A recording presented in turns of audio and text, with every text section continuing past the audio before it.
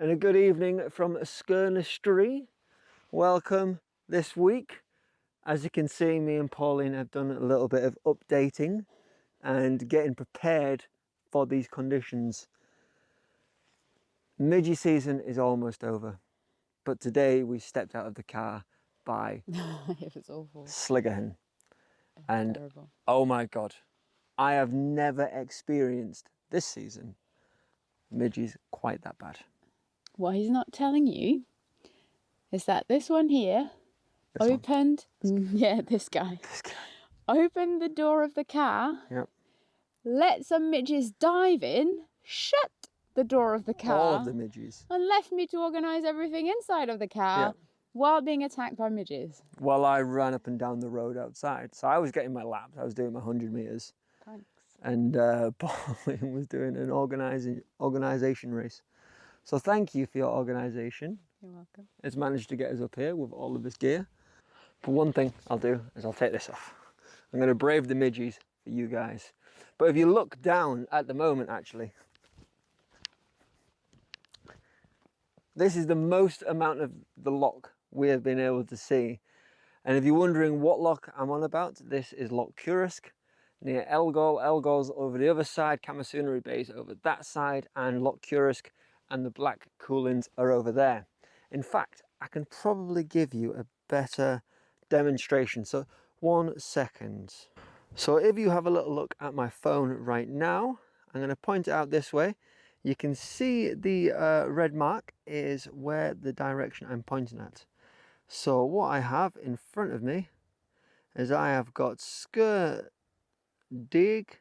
Sgurr. I'm going to give up there. But you can see the names there, there and there.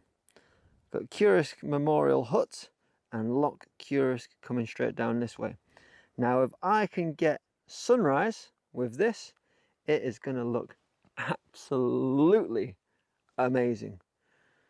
Also, that is not all that I'm trying to get. I'm also hoping that one weather bug has nailed the forecast. Everything else, super pessimistic.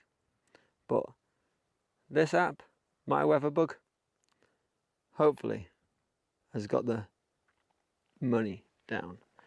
So look at that. It starts to clear at 3 in the morning, and then by 8 o'clock, we've only got 7 miles an hour northeast wind and sun.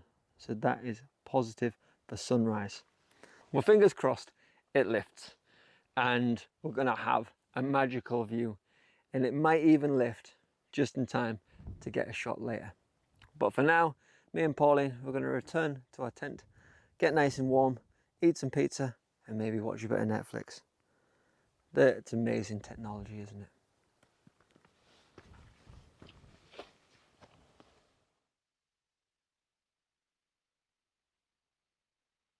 Morning, ladies and gentlemen. Sleep was quite nice. It was alright, wasn't it? Yeah, it was okay. It was okay. There is one problem though. We have woken up to the mountaintops being missing. So I think to start off with, what we're going to do is we're going to head over to the other side towards Camasunary Bay, to where the sun is rising, and see if there's any signs of breakage between this thick layer of clouds. And it is thick, but out towards the islands there is a beautiful contrast in them clouds. The water is the most beautiful blue. So I think that's where we'll start. We'll head towards the summit of Sgurr, towards Camasunary Bay, and see what the views are like over there.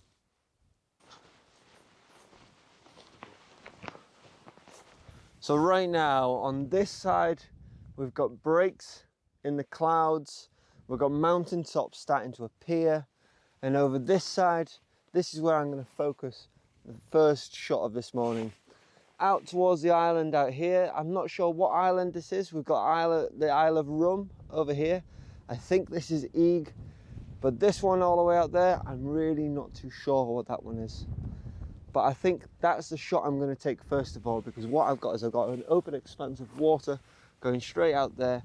The clouds aren't quite as interesting above, but hopefully these breaks are going to float out to just where I need them to be when I need them to be there.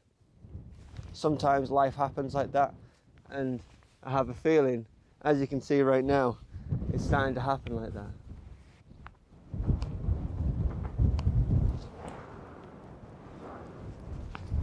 So everything's starting to open up, which is beautiful. I've got the island out there, and this is a very minimalist shot. It's not my usual style, to be honest, but I think it's going to work.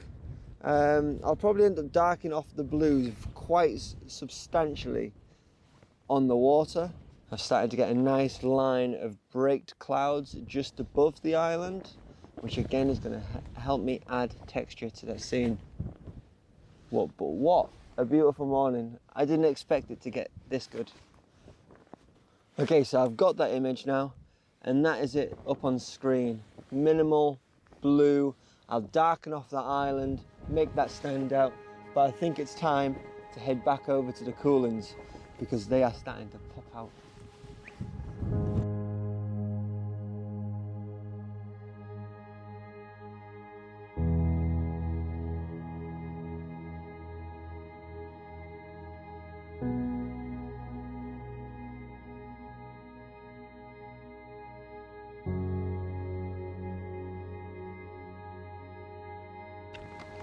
Right, let's go get it.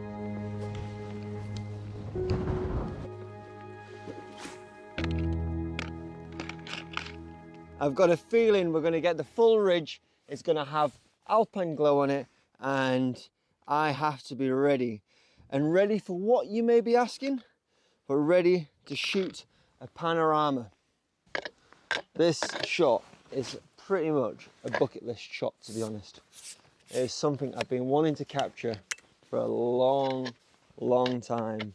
I remember I was in a shop in Fort William actually, and there's a giant print of this range, snow-capped, and ever since then I've wanted my own shot. To get this shot, I'm going to go ultra wide.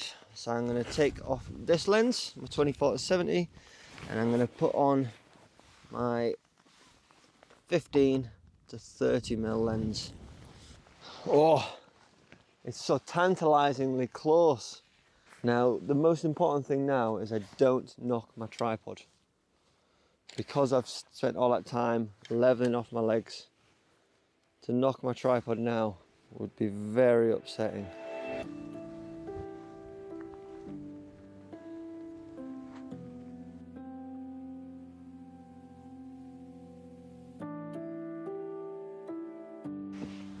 So I'm sorry if the video suddenly becomes really poor quality and quite boring for different angles.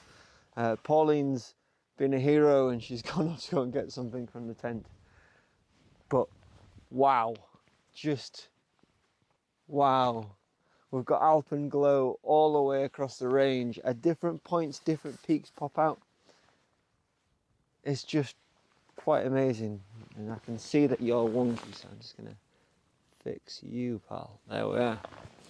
And this, other than an inversion being in the bottom over the water, is really as good as I could have imagined. Drama in the sky, light on the ridge. Okay, it'd be nice if the ridge was visible the entire time. But I'm just going to do a sweep here.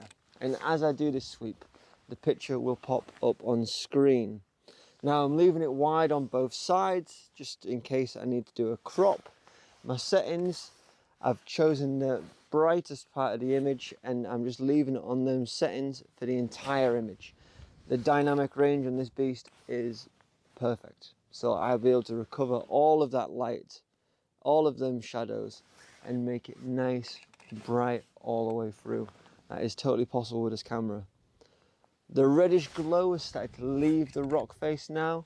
I might be able to enhance that and make it a little bit more reddy, but wow, what a scene? Who knew that this was going to happen? The locks underneath just look mind-blowing. They really do. And just panning round with the last peaks just poking out. It is beautiful. And I'm panning all the way around to get the islands in as well. I feel like it would be a shame not to get the islands in. This is going to be a huge file. An absolute behemoth of a file. But totally worth it. And I remember where I started on this file. So I started over there. What I don't like about panoramics is the long thinness. I'd rather take more image and get more sky. So to do that, what I'm going to do is I'm going to pan my camera up. And then I'm going to go for them same shots again, getting more of that sky. So then instead of having a really narrow, long image, I'll be able to make it more like a photograph, but super detailed. I know it's not the biggest sensor anymore, but this is still a 36 megapixel sensor. So each one of these files is big alone. As soon as you start adding, 8 pictures across the bottom, 8 pictures across the top, you can do the maths. But what a place to be for sunrise. The wind is a bit strong though. I was hoping to be able to get the drone up and do a bit of that kind of stuff, but I don't trust that my drone's just not going to get blown away. So I'm gonna leave that behind, not get that, but beautiful.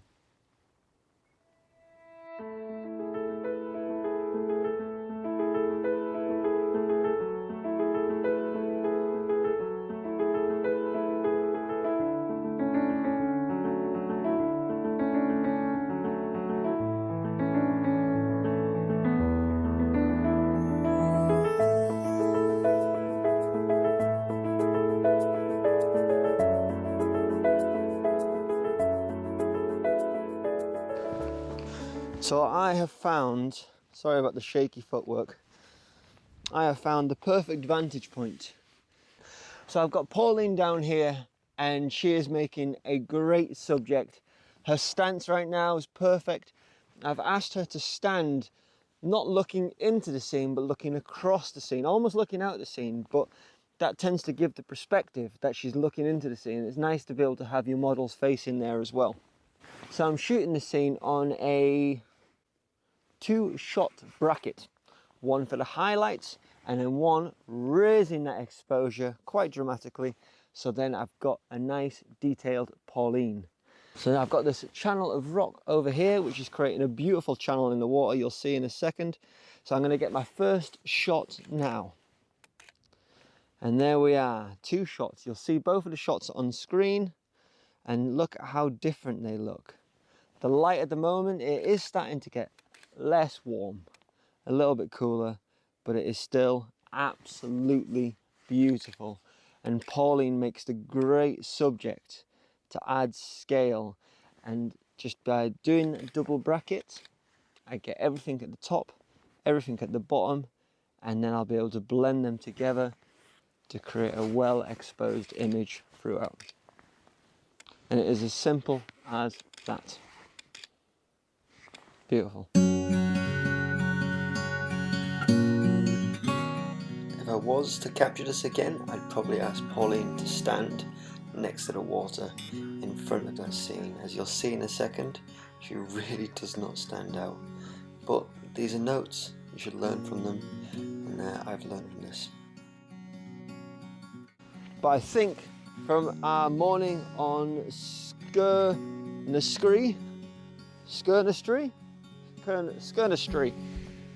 that is going to be all from me and Pauline. So I'm going to say a special thank you to Pauline for 1, being a brilliant companion on this journey, 2, being a brilliant director and videographer, and Stri being a perfect model. Anyway, have a lovely week. Peace out from us on the Isle of Skye.